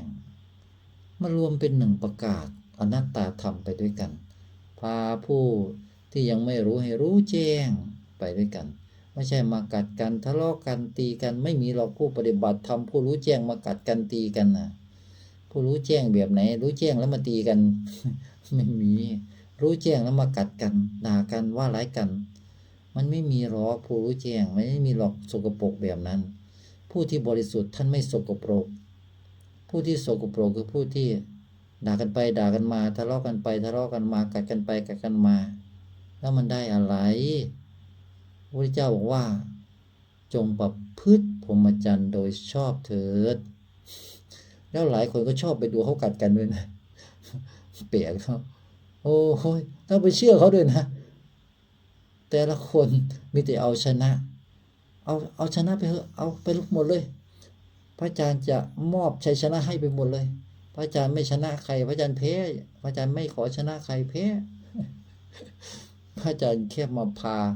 ทุกคนรู้แจ้งทำหน้าที่มีแค่นี้ถ้ายังไม่รู้แจ้งก็จะประกาศให้งดงามจึงสอนหมู่เพื่อนพระทั้งหลายและญาติโยมทั้งหลายว่าจงงดงามเช่นพ่อพุทธะทั้งหลายงดงามเถิดพวกเราพระอาจารย์จะงดงามที่สุดให้ดูใครอยากรู้ว่าพระอาจารย์งดงามแค่ไหนยังไงพระอาจารย์จะทำยังไงเนี่ยมาอยู่กับพระอาจารย์มาดูให้เห็นกับตามาดูว่าแต่ละวันพระอาจารย์ทำอะไรประกาศทำยังไงพระอาจารย์นี่มีหน้าที่แค่นี้แหละจะงดงามเช่นพ่อพุทธะทั้งหลายงดงามเพื่อจะพาทุกดวงจิตพ้นทุกข์พ้นวัฏฏะมาประกาศธรรมนี้ไปด้วยกันมาตั้งสัจจานี้ไปด้วยกันมาทำหน้าที่นี้เป็นชาติสุดท้ายไปด้วยกันมารวมกันเป็นหนึ่งจับมือกันรวมกันเราอยู่แยกหมู่เราแตกสลาย พระอาจารย์นี่สร้างทุกคนให้มันอยู่รวมเป็นหนึ่งกันแต่หลายคนแต่เรื่องกัดกันทะเลาะกันอยากจะแยกออกจากกัน และสุดท้ายก็แตกแยกกันแล้วก็กัดกันทุกวันแต่ละวันคุยแต่เรื่องกัดกันทะเลาะกันตีกัน แล้วก็บอกว่าฉันบรรลุธรรมบรรลุประเภทไหนด่าแต่กันตีแต่กันอวดเก่งใส่กันตีกันด่ากันอย่างนั้นมันบรรลุธรรมแบบไหนเนี่ยเกิดมาพระอาจารย์ไม่เคยเห็นหรอกคนบรรลุธรรมแล้วด่ากันตีกันอวดกันเข้าใจไหมมันไม่มีหรอกผู้บรรลุธรรมกัดกันด่ากันตีกันทรงจิตออกนอกด่าคนนั้นด่าคนนี้มันไม่มีก็แต่พูดแต่เรื่องจิตพูดแต่เรื่องของธรรมธาตุซึ่งเป็นเนื้อหนึ่งเดียวกันพระอาจารย์พูดบ่อยว่าพวกเราเป็นเพื่อนที่โง่ ร่วมเกิดแก่เจ็บตายในนามรูปมันด้วยกันพระอาจารย์พูดบ่อยมากว่าพวกเราเป็นเพื่อนกันนะพระอาจารย์สอนหมดพระอาจารย์ให้หมดนั่นแหละแต่ให้ไปแล้วอย่าไปหลงอย่าไปด่ากันตีกันอวดกันฉันเก่งฉันรู้ฉันมีฤทธิ์มีบ้ามีบออะไรนะมีบ้ามีบออะไรนักหนานี่เป็นผู้มีฤทธิ์ส่วนใหญ่อ่ะโอ้ยแต่ขออยู่นั่นแหละขอให้พระอาจารย์ช่วยขอให้พระพุทธเจ้านี่ขออะไรนักหนามีฤทธิ์แบบไหนมีฤทธิ์ขอเหรอฮะเห็นผู้มีฤทธิ์ส่วนใหญ่แต่ขอกันจังเลยฮะขออะไรนักหนาเมื่อไหร่จะเลิกขอเพราะงั้นเนี่ยสุดท้ายผู้บรรลุธรรมแล้วเขาไม่กัดกันเลยเพราะงั้นเนี่ยพระอาจารย์บอกว่าจงประพฤติพรหมจรรย์โดยชอบนั่นคือพวกเราจงงดงามเช่นพ่อพระพุทธเจ้างดงามเถิดมารวมตัวกัน พวกเราเห็นชอบไหมที่พระอาจารย์พูดมาเห็นชอบไหมเห็นชอบไหมที่ทุกคนประกาศแต่วิชารู้แจ้งจิตเห็นชอบไหมที่พวกคนพูดแต่อนัตตาธรรมเห็นชอบไหมที่พวกคนชี้ให้พวกเราทั้งหลายได้ตื่นขึ้นมารู้อยู่ภายในดูก่อนเสมอว่าอาการที่กระเพื่อมเป็นความคิดนึกนี้มันเป็นเพียงกระแสปรุงแต่งที่พวยพุ่งออกมาจากธาตุชีวิตแสดงสถานะแห่งชีวิตแล้วก็สลายอารมณ์สุขทุกข์สงบวุ่นวายเฉยๆก็เป็นสถานะแห่งชีวิตพวยพุ่งขึ้นมาแล้วก็สลายมันมีใครไปเป็นเจ้าของอาการจดจำหรือรับรู้ก็เป็นเพียงสเตตัสหนึ่งแห่งธาตุชีวิตมันปรากฏแล้วมันสลายมันไร้ตัวไร้เจ้าของแค่นี้นะที่จะพ้นทุกข์พ้นวัฏฏะเห็นชอบไหมกับการสอนแค่นี้ชี้ง่ายๆแค่นี้ชี้แต่เรื่องเดียวอย่างนี้ไม่ได้พูดเยอะแยะมากมายจนประสาทกินประสาทแดกแต่ชี้อยู่แค่นี้แหละใครเข้าใจแค่นี้ไม่ได้ก็ต้องฟัง2 รอบ5 รอบ10 รอบ20 รอบโอ้ยพูดแค่นี้ทำไมเข้าใจเอาสัก50 รอบดูสิมันจะเข้าใจมันแค่เนี้ยถ้าเข้าใจเมื่อไหร่ก็จบกันมันก็จบมันก็ไม่เกิดเช่นเข้าใจแค่ว่าพระพุทธเจ้าบอกว่าขันธ์5รูปนามมันไม่ใช่เราคือมันไม่มีอะไรเป็นเราหรอกเราไม่ใช่มนุษย์เราไม่ได้เกิดมาบนโลกใบนี้ทุกอาการที่พระอาจารย์กำลังกับอาศัยมันอยู่นี้ไม่ว่าจะเป็นรูปนามไม่ว่าจะเป็นไอ้เสียงนี้มโนภาพอารมณ์ความจำอาการรู้นี้สิ่งเหล่านี้พระอาจารย์อาศัยมันเพื่อมาสื่อสารบอกพวกเราว่ามันไม่มีตัวตนอยู่จริงเข้าใจไหมพระอาจารย์จะพูดธรรมนี้ตราบจนกว่าดวงจิตดวงสุดท้ายพ้นจากวัฏฏะพระอาจารย์ไม่ได้มาเพื่อกัดกับใครพระอาจารย์ไม่ได้มาเพื่อทะเลาะใครพระอาจารย์ไม่ได้มาเพื่อจะอวดว่าตัวเองรู้อะไรเพราะมันไม่มีอะไรสิ่งที่พระอาจารย์รู้แจ้งคือมันไม่มีอะไรเลยพระอาจารย์หมดสิ้นสงสัยในธรรมทั้งหลายทั้งปวงพระอาจารย์แค่รู้ว่ามันไม่มีอะไรเลยที่มีตัวตนอยู่จริงและพระอาจารย์ก็ประกาศธรรมนี้ทุกวันตั้งแต่เช้าจะตื่นยันเย็นยันดึกเพื่อทุกคนได้รู้ว่ามันไม่มีอะไรเลยที่มีอยู่จริงได้ยังไงพวกเราจงมาพิสูจน์สิว่าพระอาจารย์แสดงธรรมเป็นยังไงมาอยู่ในทีมมาอยู่กับพระอาจารย์ดูสิทำไมพระภิกษุทั้งหลายมาอยู่กับพระอาจารย์แต่ละองค์ถึงได้งดงามกันทำไมแต่ละองค์ต่างก็แตกฉานในธรรมแสดงธรรมงดงามกันจังทำไมญาติโยมที่เขามาฟังธรรมแต่ละที่เขาร้องไห้เขาเวลาจากเข้ามาเขาร้องไห้เขาคิดถึงเขาอยากให้อยู่กับเขาไปที่ไหนก็มีแต่ผู้ที่อยากให้อยู่วันนี้บิณฑบาตก็มีญาติโยมร้องไห้ดีใจที่พระอาจารย์ได้มาทำไมเขาถึงได้อิ่มเอมได้ขนาดนี้ทำไมหลายคนเขาแจ้งในธรรมบางคนเป็นโรคร้ายนะพอได้ฟังธรรมหายขาดเลยนะชีวิตเปลี่ยนเลยเยอะมากเลยทำไมนั่นแหละธรรมะนั่นแหละการประพฤติพรหมจรรย์โดยชอบพวกเราเห็นชอบไหมที่พระภิกษุมากมายมารวมเป็นหนึ่ง ต่างก็แจ้งในธรรมประกาศธรรมด้วยความงดงามทุกองค์ พวกเราเห็นชอบไหมพวกเรามาพิสูจน์สิว่าใช่ไหมทำไมแต่ละองค์แสดงธรรมได้งดงามสะอาดบริสุทธิ์ชี้แต่อนัตตาธรรมได้เต็มหัวใจเหลือเกิน พวกเรามาพิสูจน์สิแสดงให้เห็นว่าผู้ที่เป็น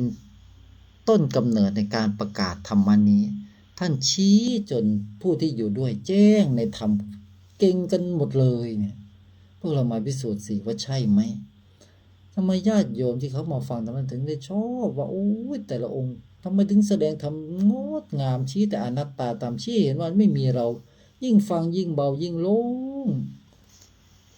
มาพิสูจน์สิว่าใช่ของแท้หรือเปล่า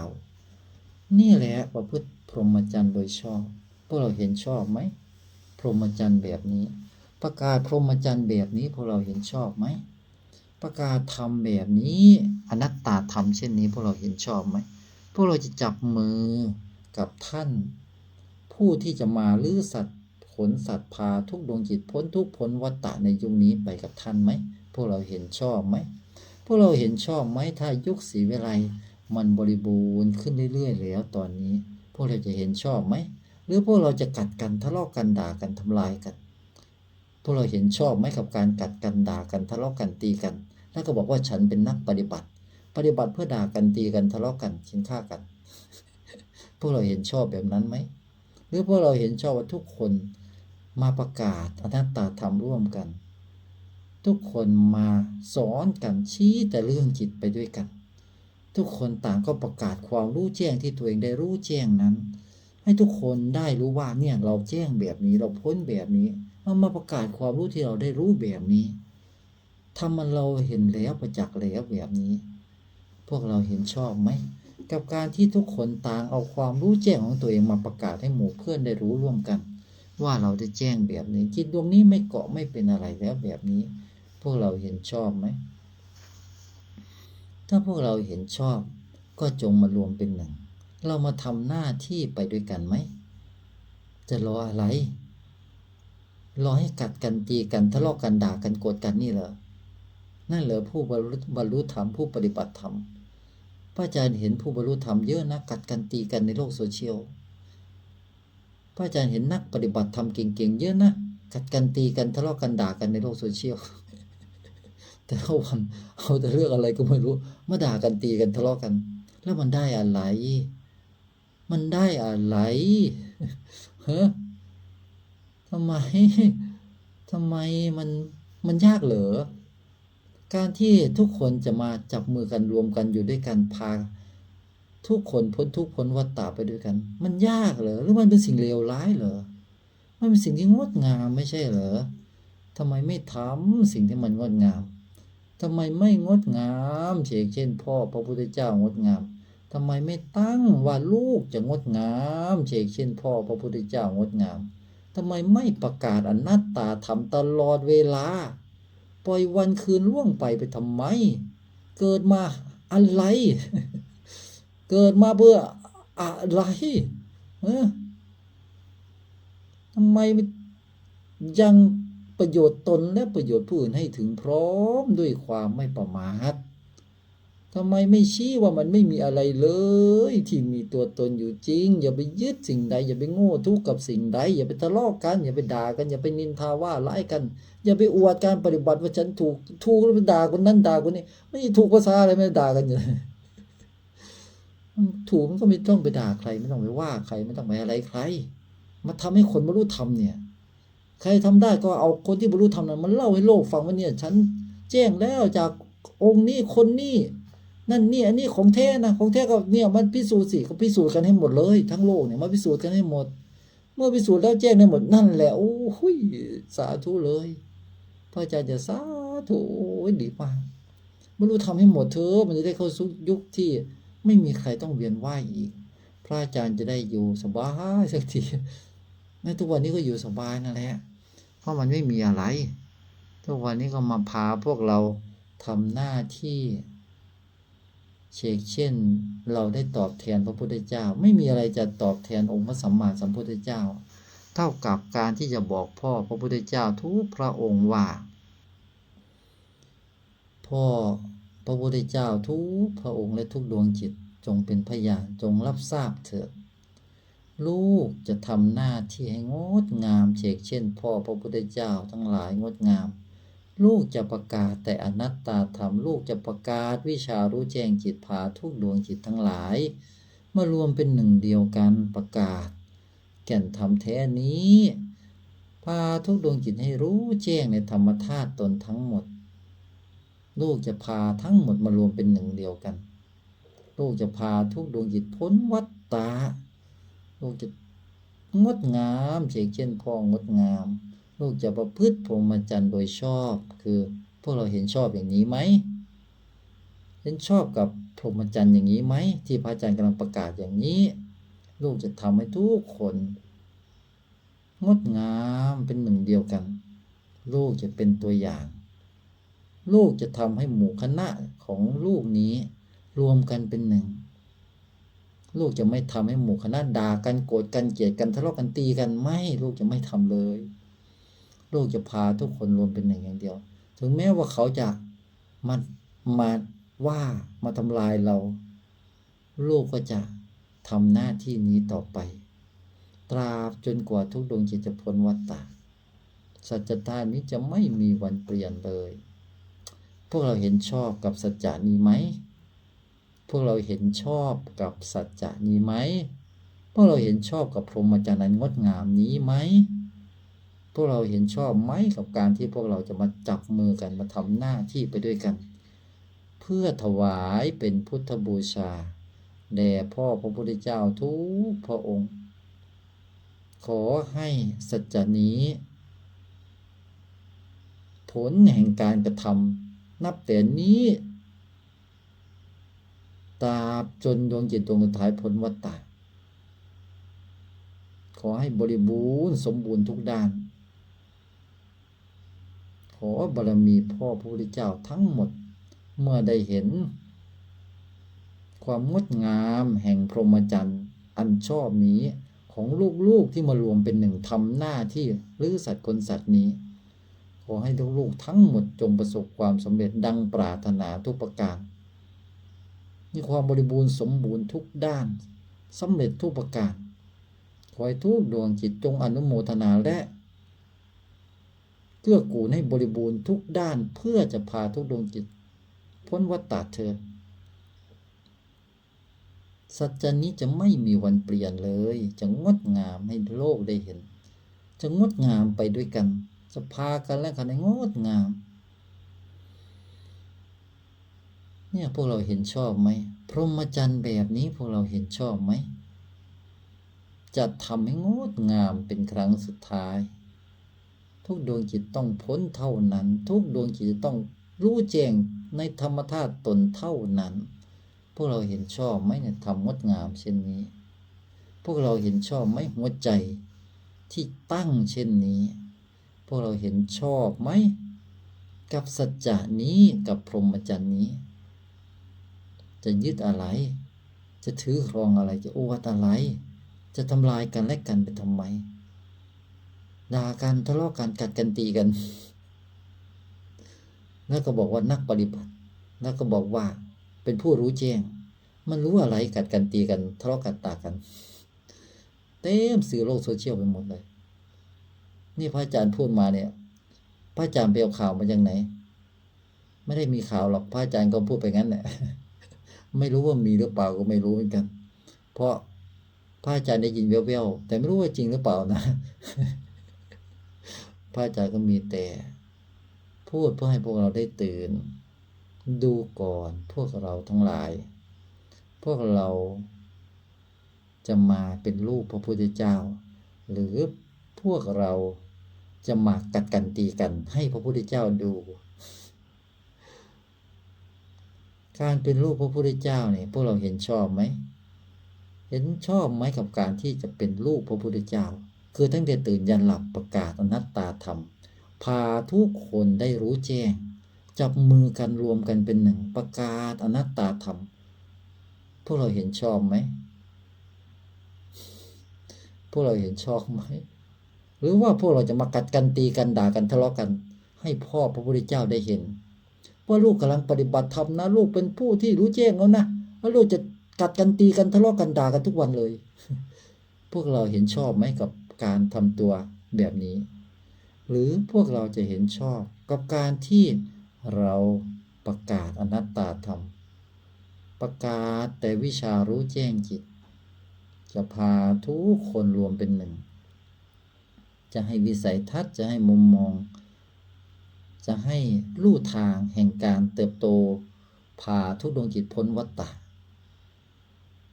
พวกเราเห็นชอบไหม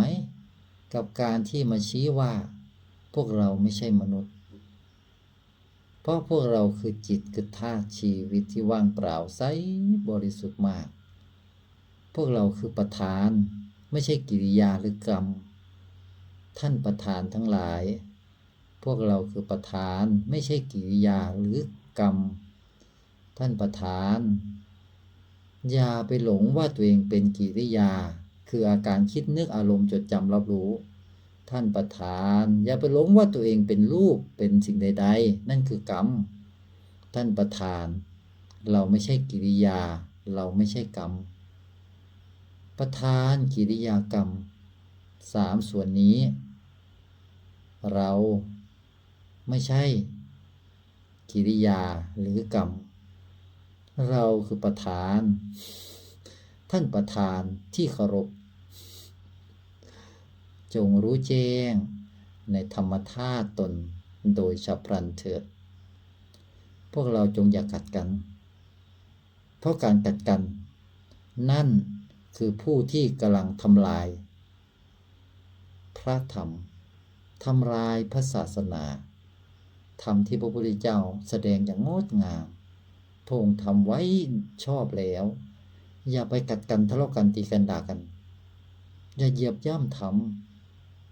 อย่าอวดว่าตัวเองปฏิบัติธรรมอย่าอวดว่าตัวเองเป็นผู้รู้แจ้งธรรมเพราะนั่นไม่ใช่การรู้แจ้งธรรมเพราะนั่นไม่ใช่การปฏิบัติธรรมเพราะนั่นคือการทำลายพระศาสนาโดยตรงพวกเราเห็นชอบไหมกับการที่พระอาจารย์จะมาชี้ทางพ้นวัฏฏะการไม่เกิดก็แค่ไม่ยึดในกิริยาและกรรมจะเป็นฝ่ายปรุงอารมณ์สุขหรือฝ่ายปรุงอารมณ์ทุกข์ที่พวกเราเรียกว่ากุศลอกุศลอันนั้นมันเป็นกิริยาประธานอย่าหลงกิริยาพระพุทธเจ้าจึงบอกว่ารูปนามมันเป็นอนัตตาไม่ใช่เราไม่ใช่ของเราหรือจะเรียกว่ากิริยาและกรรมนั้นไม่ได้มีตัวตนไม่ใช่เราไม่ใช่ของเรามันเป็นอนัตตาเข้าใจไหมท่านประธาน เพราะงั้นเนี่ยพระอาจารย์ใช้คำว่าเราทั้งหลายจงอย่าหลงในรูปและนามนะเพราะรูปนามมันไม่ใช่เราเพราะพวกเราคือธาตุต้นกำเนิดเรียกว่าธรรมธาตุหรือต้นธาตุนามธาตุรูปธาตุมันเป็นเพียงอาการของต้นธาตุจงมารวมเป็นหนึ่งซะไม่ว่าจะเป็นประเทศใดรวมเป็นหนึ่งไม่ว่าจะเป็นศาสนาใดลัทธิใดรวมเป็นหนึ่งซะรู้แจ้งจิตซะพวกเราจะพ้นจากทุกข์พ้นจากวัฏฏะ1,000,000%ไม่เกี่ยวเด็กคนแก่คนพิการหญิงชายลัทธิศาสนาประเทศชาติใดไม่เกี่ยวเพราะทั้งหมดมีจิตพวกเราทั้งหลายคือจิตและพวกเราแค่มาหลงนามหลงรูปหลงความคิดนึกอารมณ์ความจำอาการรับรู้เราแค่มาหลงเสียงที่พูดนี้มันไม่ใช่เสียงเราเนี่ยเข้าใจแบบนี้ดูก่อนดูอย่างเนี้ยว่าเสียงที่พูดนี้มันไม่ใช่เสียงเรามันเป็นเพียงอาการปรุงแต่งที่มันออกมาจากธาตุชีวิตหรือจิตจบกันมันไม่ใช่เรานั่นเองเพราะเราคือจิตคือธาตุชีวิตส่วนเสียงนี้เป็นเพียงอาการสักแต่ว่าไร้ค่าไร้ตัวไร้เจ้าของให้มันทำงานไปแต่อย่าถือครองมันมโนภาพอารมณ์ ความจำอาการรับรู้ทั้งหมดนี้เป็นเพียงอาการสเตตัสที่มันพวยพุ่งออกมาจากจิตหรือธาตุชีวิตพวยพุ่งออกมาแล้วก็สลายมันเป็นเพียงสเตตัสสถานะแห่งชีวิตไร้ค่าด้วยตัวของเขาแค่นี้นะแค่ตื่นแค่มารู้แค่นี้ดูก่อนพวกเราทั้งหลายดูแค่นี้ดูอาการที่มันปรากฏนี่แหละเห็นมันเป็นอนัตตาอย่างนี้แหละแล้วพวกเรามาช่วยกันกระจายธรรมไปด้วยกันพวกเราเห็นชอบไหมพวกเรามากระจายความรู้นี้ไปด้วยกันเห็นชอบไหมถ้าพวกเราบริบูรณ์ในความรู้แจ้งนี้แล้วก็มาเล่าให้ทุกคนฟังว่าเราแจ้งยังไงมาเล่าซะให้โลกเขาได้ฟังให้เขาได้รู้ว่าในทีมกลุ่มปัญญาวิมุตติในทีมที่เขาสอนกันแต่เรื่องวิชารู้แจ้งจิตนี้ทุกคนแสดงธรรมโคตรเก่งทุกรายเลยพวกเราเห็นชอบไหมเขาล่ำลือกันหมดเลยว่าทำไมในกลุ่มนี้ทุกคนแสดงธรรมเก่งทุกรายเลยละเอียดปราณีตพูดแต่อนัตตาธรรมพูดแต่ว่าไม่มีตัวตนทั้งนั้นเลยทำไมเขาเข้าถึงกันได้หมดเลยทำไมเราไม่เคยเข้าถึงทำไมเขาพูดง่ายไปหมดเลยทำไมเขาเข้าถึงได้แต่ละท่านแต่ละคนไม่ว่าจะเป็นฆราวาสหรือพระทำไมเขามาเล่าถึงพุทธภาวะที่มันเกิดขึ้นจนเกิดความเบาความโล่งความแจ้งพูดได้หมดเลยทำไมเขาเก่งกันไปหมดเลยมาพิสูจน์สิว่าทำไมทีมของคณะพระอาจารย์ธีระแต่ละองค์ถึงได้เลอค่าเก่งเลิศกันแต่ละองค์แสดงธรรมกันแบบอัศจรรย์มากแต่ละองค์เล่าสภาวะของแต่ละองค์แบบอัศจรรย์มากท่านแจ้งยังไงมาพิสูจน์ทีว่าที่นี่เขาสอนธรรมะยังไงตั้งแต่ตื่นมาเนี่ยประชุมสงฆ์ให้โอวาททำอันละเอียดเรื่องจิตเรื่องโครงสร้างแห่งพระศาสนาที่เราจะดำเนินไปด้วยกันเราจะทำหน้าที่ไปด้วยกันทำไมแต่ละวันต่างก็บอกว่าเราจะต้องงดงามเช่นพ่อพุทธงดงามจำไว้นะทำไมพระอาจารย์ธีระท่านถึงได้กราบขอขมากรรมคณะศิษย์ทำไมคณะศิษย์ต่างตั้งสัจจะกราบขอขมากรรมทุกดวงจิตไปด้วยกันงดงามกันเหลือเกินทำไมแต่ละองค์มีแต่ทำลายอัตตานุทิฏฐิทำลายตัวตนไม่อวดดีอวดเก่งอวดตัวอวดตนกันเลยทำไมในกลุ่มถึงไม่นินทาว่าร้ายกัดกันทะเลาะกันตีกันเหมือนที่อื่นเขาบ้างพวกเราเห็นชอบไหมกับความงดงามนี้แล้วพวกเราจะไปเห็นชอบไหมกับการที่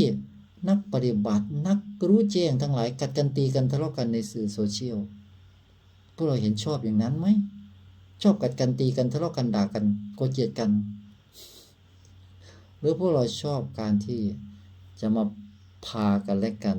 ให้เป็นเพื่อนกันรวมเป็นเนื้อหนึ่งเดียวกันประกาศแก่นธรรมไปด้วยกันพัฒนางดงามยิ่งขึ้นไปด้วยกันนั่นแหละยุคที่งดงามเรียกว่ายุคอะไรดีเรียกว่ายุคสิอะไรสักอย่างหนึ่งที่มันงดงามไปเลอค่ายิ่งใหญ่ทุกคนบรรลุธรรมหมดรู้แจ้งจิตทั้งหมดทุกคนมารวมเป็นหนึ่งเดียวกันคุยกันแต่เรื่องไม่เกิดคุยกันแต่เรื่องธรรมธาตุแห่งจิตที่มันเบามันโล่งคุยกันแต่เรื่องว่ามันไม่มีอะไรเป็นเราเลยมันเป็นโลกแห่งความคิดโลกแห่งสมมุติโลกแห่งภาษาพวกเรามาอาศัยภาชนะแล้วเราก็อาศัยอยู่ในภาชนะเราก็ออกจากภาชนะไม่ได้เพราะเราปรุงมันขึ้นมาเองห่อตัวเองไว้อยู่ข้างในแล้วเราก็อาศัยอาการกระเพื่อมนี้เป็นภาษาสื่อสารกันมโนภาพสื่อสารกันอารมณ์สื่อสารกันความทรงจำอาการรู้สื่อสารกัน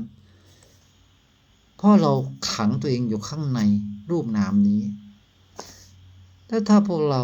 ไม่โง่สร้างหรือถือครองมันสักอย่างนะพวกเราจะสามารถแผ่ความบริสุทธิ์เราออกไปยังทุกดวงจิตได้หมดเลยและกลืนเป็นเนื้อเดียวกันกับท้องจักรวาลธาตุด้วยทำไมพวกเรามาหลงอะไรกันกับรูปและนามซึ่งมันไม่ใช่เราไม่ใช่ของเรามันมีอะไรในโลกใบนี้ที่พวกเราถือครองได้บ้างมันมีอะไรในโลกใบนี้ที่เป็นเราที่เป็นของเรา เสียงนี้มันยังไม่ใช่เสียงเราเลยเนี่ย เห็นได้ไหมง่ายๆแค่เนี่ยไอ้เสียงนี่แหละที่มันสร้างเรื่องทุกอย่างสร้างรูปสร้างนามอยู่เนี่ยเรียกจะว่าไปแล้วมันไม่ได้มีรูปมันไม่ได้มีนามหรอกถ้าเราเพียงแต่เห็นว่าไอ้เสียงเนี่ยมันไม่ได้มีตัวตนอยู่จริงนะทั้งรูปและนามจะสลายหมดเลย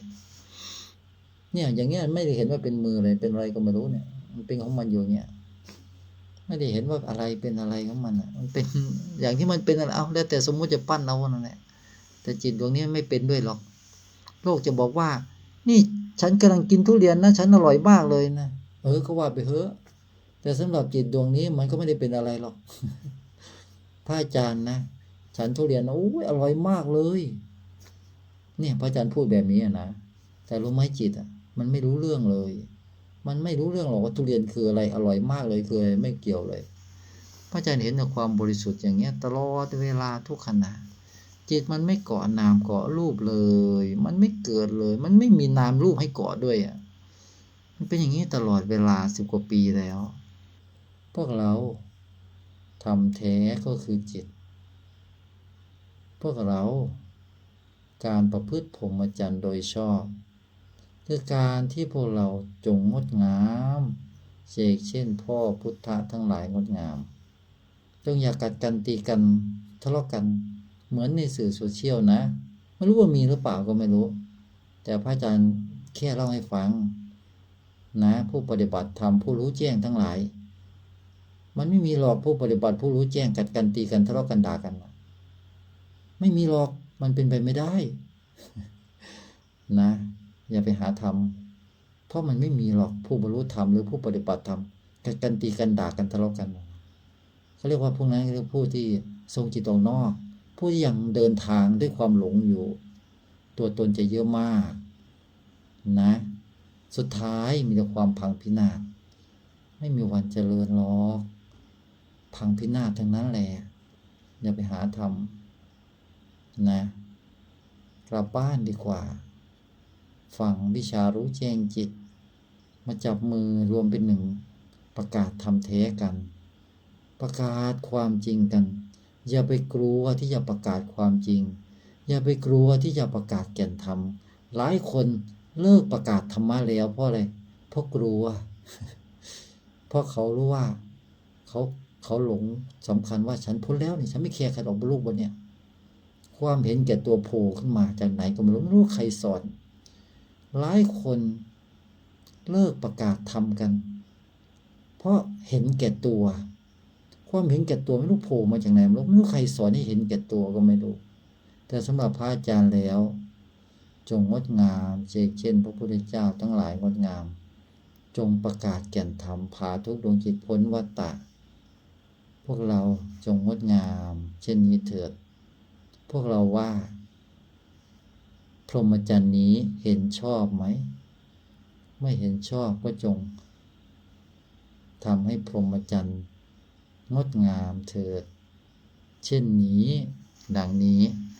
สาธุขอสัจธาตุแห่งความเป็นพระพุทธเจ้าและองค์ความรู้แห่งปัญญาอันบริสุทธิ์ยิ่งยวดที่รวมเป็นหนึ่งในเนื้อธรรมธาตุแห่งองค์ความรู้แห่งความเป็นพระพุทธเจ้าจงแผ่ออกไปให้ไพศาลสำเร็จแก่จิตทุกดวงทุกอนูทุกปรมาณูทุกมิติใน3 แดนโลกธาตุแปลสภาพเนื้อจิตอวิชชาเป็นเนื้อปัญญาโดยฉับพลันเป็นอัตโนมัติเถิดไม่ว่าจะถูกกักขังด้วยคาถาอาคมมนต์ดำคุณไสยพลังงานใดๆกดทับท่านไว้อยู่หน้าที่ใดด้วยสัจจาใดด้วยแรงอาฆาตพยาบาทใดด้วยอวิชชาความไม่รู้ใดๆสิ่งทั้งหลายเหล่านี้ไม่ได้มีตัวตนอยู่จริงแจ้งต่อต้นธาตุอันบริสุทธิ์ตนโดยฉับพลันเถิดแล้วมารวมเป็นหนึ่งกับจิตพุทธะเพื่อมาลื้อสัตว์ขนสัตว์ปิดวัฏฏะเป็นอัตโนมัติไปด้วยกันเถิดและขอให้เหนี่ยวนำทุกคนบนโลกใบนี้ให้ได้น้อมมาฟังวิชารู้แจ้งจิตจนเกิดพุทธภาวะแจ้งต่อต้นธาตุอันบริสุทธิ์ตนโดยฉับพลันทุกคนทุกท่านเถิดวิบากกรรมอันใดที่ขวางกั้นการรู้แจ้งจิตของพวกเราทั้งหลายขอให้แตกสลายมาลายสิ้นไปด้วยองค์ความรู้แห่งปัญญานี้เถิดพรอันใดธรรมอันใดสัจจะอันใดอันเราทั้งหลายตั้งไว้ดีไว้ชอบแล้วขอพรนั้นธรรมนั้นสัจจะนั้นจงสำเร็จดังจิตปรารถนาทุกประการ จงมีแต่ความเจริญสุขภาพพลานามัยแข็งแรงเถิดจงยังพระศาสนาพาหมูสัตว์ทั้งหลายพ้นทุกข์ปิดวัฏฏะให้จบสิ้นไปในยุคนี้เถิดองค์ปัญญาใดบารมีใดอันพระพุทธเจ้าทุกพระองค์ได้รู้ได้แจ้งได้บริบูรณ์สมบูรณ์ขอจงสำเร็จแก่พวกเราทั้งหลายผู้ที่ตั้งสัจจะธาตุไว้ชอบแล้วทุกคนทุกท่านโดยฉับพลันเทินสาธุสาธุสาธุ ขอพระพุทธเจ้าทุกพระองค์จงเป็นพยาน นับแต่วินาทีนี้เป็นต้นไปข้าพเจ้าจะมันฟังธรรมนี้ จะตื่นรู้อยู่ภายใน จะเห็นความคิดนึกอารมณ์และอาการรู้เป็นธรรมชาติไม่ใช่เราไม่ใช่ของเรา จะไม่ยึดมั่นถือมั่นในอาการใดๆจะไม่เกิดอีกชาตินี้จะเป็นชาติสุดท้ายเมื่อรู้แจ้งธรรมแล้วจะบอกสอนลูกหลานคนรู้จักให้ตื่นรู้อยู่ภายในไม่หลงยึดความคิดนึกอารมณ์ตราบจนสิ้นลมเป็นพุทธบูชาสาธุสาธุสาธุ